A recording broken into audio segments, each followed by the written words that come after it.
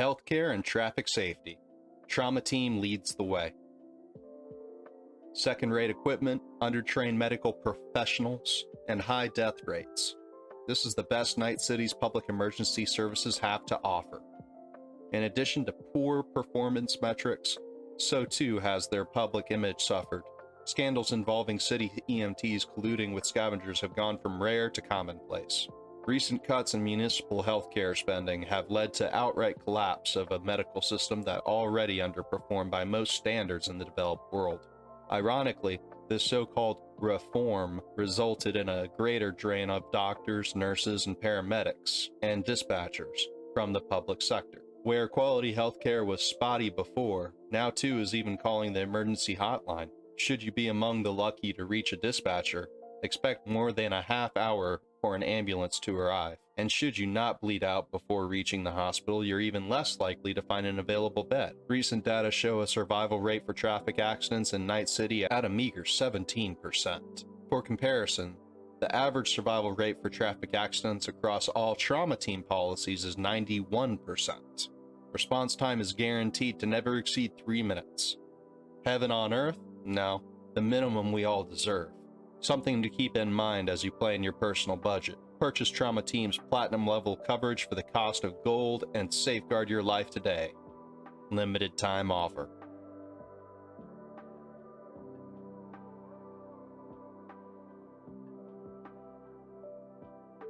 Storm on the Mare Crisium. By now, we're all avid viewers of the reality TV show that is Orbital Politics. Except this is real life, and what happens up there could have real consequences for all of us down here. Recently, everyone's been talking about the attack on Ursula Correria, resulting in the complete loss of control in the lower half of her body.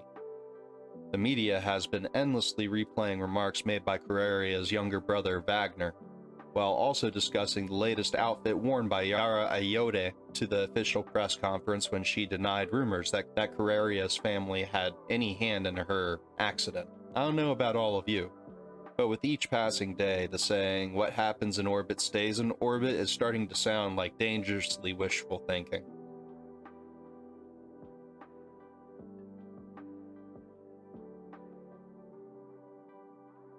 The Relic. Why all the fuss? For years, experts in the field of cybernetics, neurology, and psychology have been desperately trying to merge human consciousness with silicon. Until now, their efforts have been unsuccessful. Those scientists have managed to create artificial intelligences that can compare or indeed surpass human intellect. Copying the human eye has remained beyond our capabilities. Attempting to do so has merely resulted in sophisticated chatbots, digital beings capable of mimicking human speech and mannerisms, but devoid of self-awareness. Today, experts from Arasaka announced a breakthrough. Their newest project, dubbed the Relic, allows human minds to be copied onto shards no larger than a cred chip. What's more, the shard can be slotted into one's neural port, allowing its user to hear and see digitized personality constructs. Sadly, I haven't been able to personally examine the specifications of this remarkable piece of technology. Access to the Relic is heavily restricted by Arasaka, and only a small select group of testers are allowed to participate in the program. Unsurprisingly, these testers are among the wealthiest and most influential people in the world, precisely the kinds of people Arasaka would like to have in its pockets. For the ordinary consumers reading this, don't expect the Relic to hit mass markets anytime soon.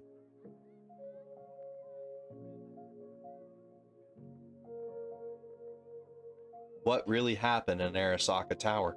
If Militech was behind the assault on Arasaka Tower in 2023, and if there's actual evidence to support that, then why didn't Arasaka return the favor and nuke Militech? By now, there's no doubt the bomb was manufactured by Militech, but that doesn't mean they detonated it. I confess, I'm not a huge fan of the popular theory that Johnny Silverhand, the controversial rocker boy, was behind the whole thing. I'm not really a Silverhand fan, period. Silverhand was a poser and a blowhard. not someone who would actually follow through on his grandiose bluffs. Full disclosure, I just don't think Silverhand would have had to pull off something like that. Let's think this through. Who hates corporations the most? Nomads, obviously. Remember that mass market BD called Badlands Raid from the 20s? About a band of nomads who attacked a Militech convoy? Well, guess when it premiered? That's right, on the night of the attack. Coincidence? I think not. Yes.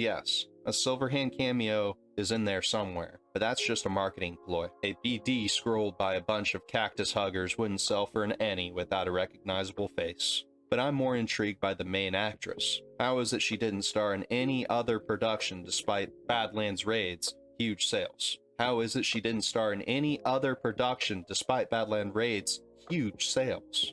Where was she during the attack?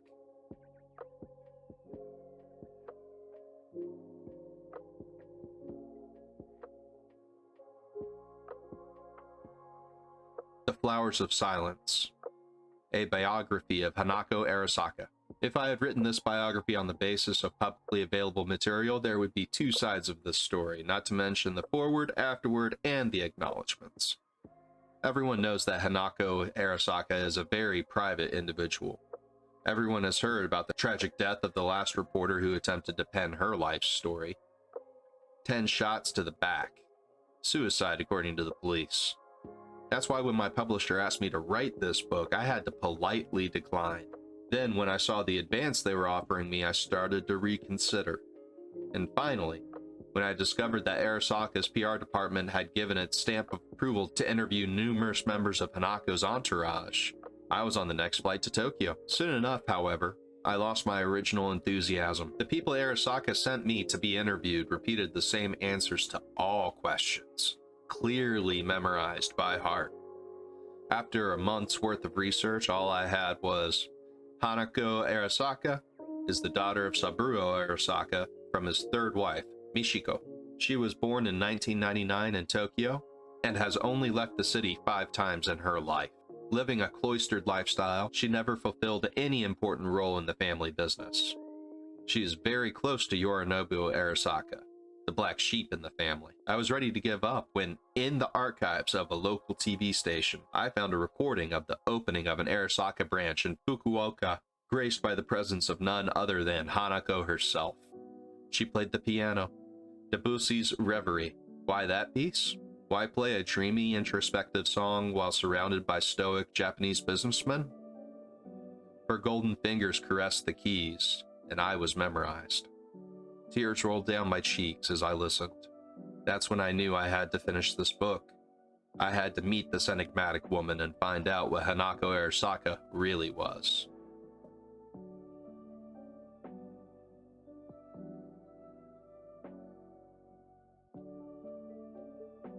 In many ways, the story of Yorinobu Arasaka resembles an ancient parable. The younger son of one of the modern world's most powerful CEOs renounces his heritage, forfeits his birthright, and instead chooses a rough and tumble life on the streets of Tokyo, only to later scamper back home to the warm, sheltered bosom of his family with his tail tucked. At least, that is the story most have pieced together from official sources. But why did Yorinobu betray his father in the first place? Why did he return? For several years, I dug deeper, followed leads, reached out to his former friends and acquaintances. Slowly, I began to unearth answers to some of the public's most burning questions.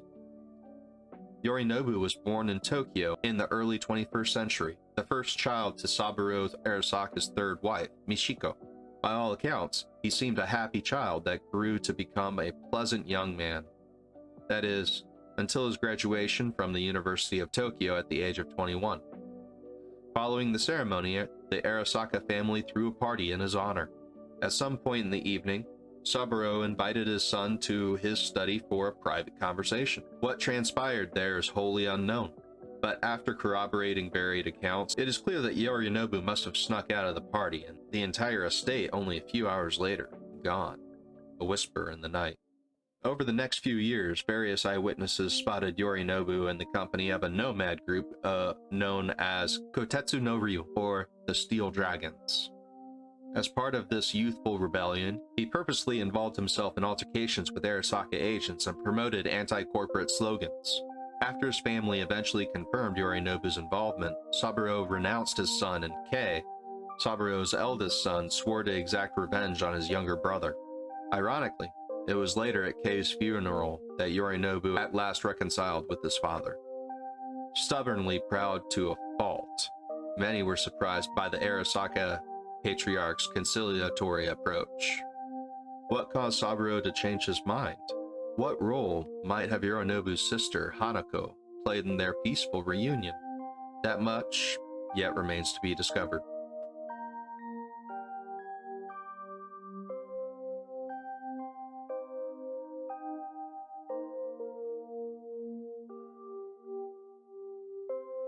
Chemicals, the invisible killer. We've long known the AVs crisscrossing our skies are busy dumping harmful substances in the air, such as aluminum, carbon dioxide, sulfur trioxide, and sulfuric acid. Studies have also revealed the presence of dead red blood cells and E. coli, as well as sodium chloride, table salt. Now, you don't need a degree in science to know the harm these substances can wreak on the body. We found that sulfur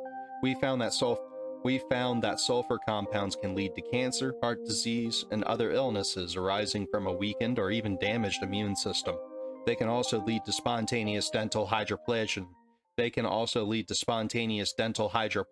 And acute meningitis.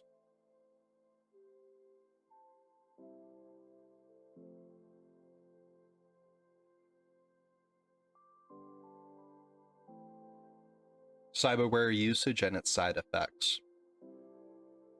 Many people believe we live in a time when impossible has become an obsolete term. Ripper docs can replace nearly any part of the human body with artificial implants, from your big toe to portions of the nervous system. My years in trauma team, however, taught me that the impossible is still very much possible. Even now, as we enter the twilight of the 21st century, we as medical professionals have not been able to eliminate all of the side effects that come with incorporating cybernetic elements into our bodies. Of course, everyone is familiar with the mental disorder commonly referred to as cyberpsychosis. But it doesn't end there. Although advances in medical science for the greater part of a century have reduced its incidence to a minimum, cyberware rejection can still occur in a smaller subset of the population. These lucky few can experience a range of complications, but the following are the most prevalent. 1. Immune response. The body rejects the implant, causing scar tissue to continue growing to the point that it causes pain and inflammation of surrounding tissues, as well as possible interference with the tech's electrical circuits. 2. Psychological effects. Neurological implants have the potential to cause unpredictable change in the brain. Possible side effects include depression, apathy, hallucinations, and sudden increases in addictive behaviors, such as gambling. 3. Implant overdependence. Long-term use of certain synthetic body part replacements can change the brain's chemistry to make it accustomed to a particular type of implant.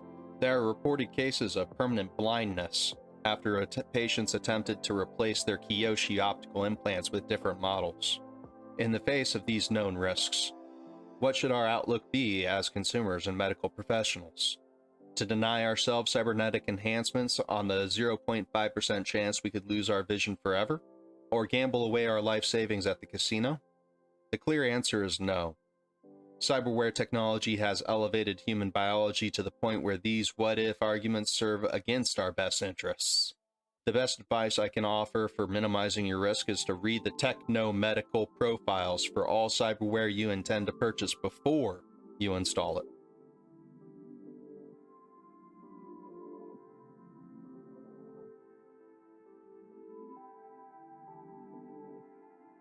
Understanding your teen. The teenage years are truly the most difficult period in a person's life. Not only is it a time of enormous hormonal changes to the brain, but also a time of searching for one's own identity.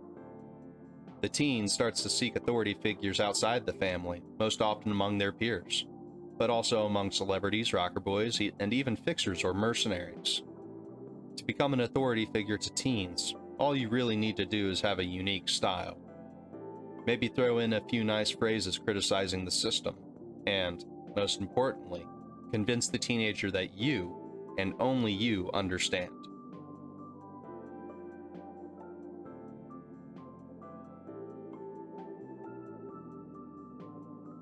In the Shade of an Apple Tree by Virginia Grantchester. My first memory isn't an image or a sound, but a smell. The smell of rotting apples, intense and dizzyingly sweet. I must have been around 4. We were spending the summer at my grandparents' house. They had a small orchard with this old, huge apple tree by the fence.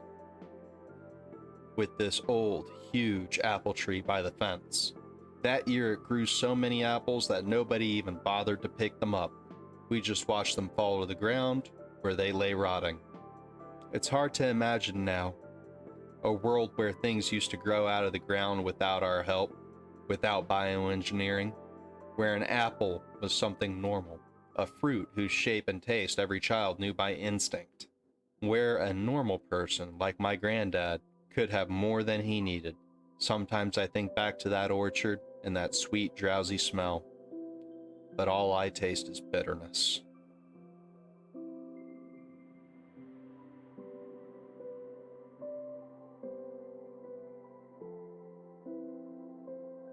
"1,000 beats a second." I couldn't believe my eyes. For a moment, I thought Jessica had changed them out for faulty Kiroshis while I was asleep. But no, that wouldn't have been like her. I blinked again.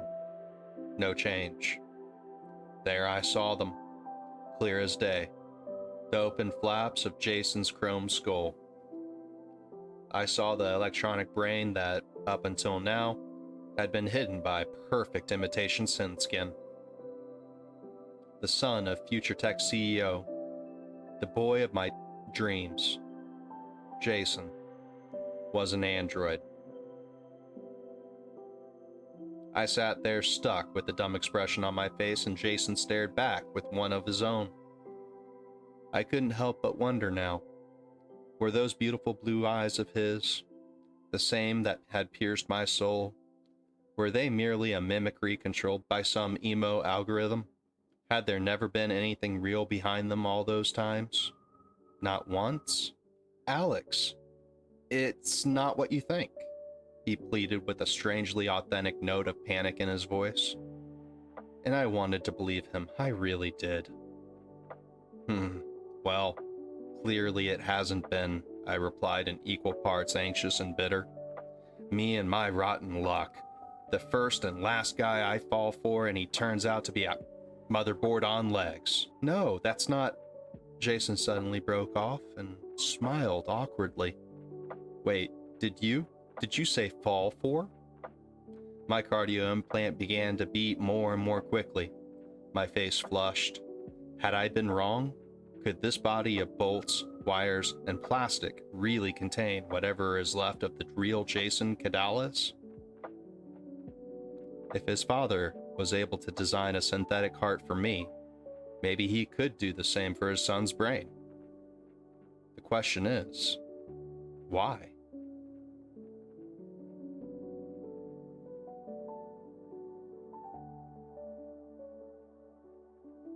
The Catholic Church has never taken an official stance on implants, but the significant presence of all matter of bodily modifications among the clergy would seem to suggest, just like in other branches of Christianity, that implants are completely acceptable in the eyes of the Church. The Mormon faith holds a different view. According to their tenets, no God-fearing Mormon can sport body-modifying implants, whether for aesthetic or functional purposes. The sole exception being life-supporting or other strictly health-related cyberware. When it comes to the Islamic faith, imams regularly speak out against cyberware, though actual possession of bodily modifications is not officially prohibited. Judaism does not have any provisions on implants, with the exception of the Hasidic communities, where they are regulated individually by the community's tzaddik.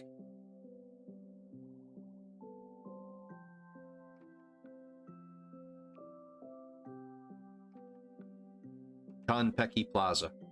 Luxury, beauty, discretion. What holds more power than a place? An idea. Konpeki Plaza is more than a hotel. It is a space in which reality is curated to even the most refined tastes and sensibilities. At Konpeki Plaza, you'll find 420 exclusive apartments, 20 conference rooms, 14 equipped pools, and the finest bars, restaurants, and that which cannot be measured by numbers alone: luxury, beauty, and discretion. Our world-class customer care will fulfill even the deepest needs and desires of our guests, turning your stay in Konpeki Plaza into an unforgettable experience. When it comes to the comfort of our clients, there is no such thing as the impossible. Discover new dimensions of comfort. Enjoy the best Night City has to offer. Discover new dimensions of comfort. Enjoy the best Night City has to offer.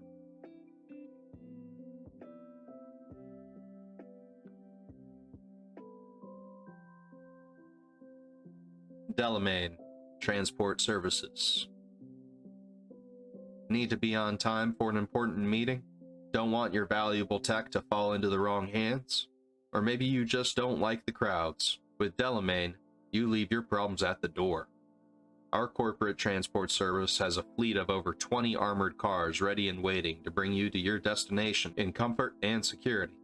We guarantee secure transport for individuals and packages in the Night City area, quality that goes hand in hand with speed, professional customer service, specifications to suit even the most demanding clients, discounts for loyal customers. They say that most accidents happen in homes. They're wrong. Did you know that over 82% of crimes and accidents happen on the streets? Thanks to Delamain, you'll never have to worry about statistics again. Our clients' comfort and security is our #1 priority. We hold all safety requirement certificates. We don't ask questions. There's no sound more beautiful than the symphony of hostile bullets bouncing off our armored windows. Try the Excelsior package and enjoy our maximum security option. Safety is the one luxury you can afford. So what are you waiting for? Order a Delamain today. Delamain. Leave your problems at the door.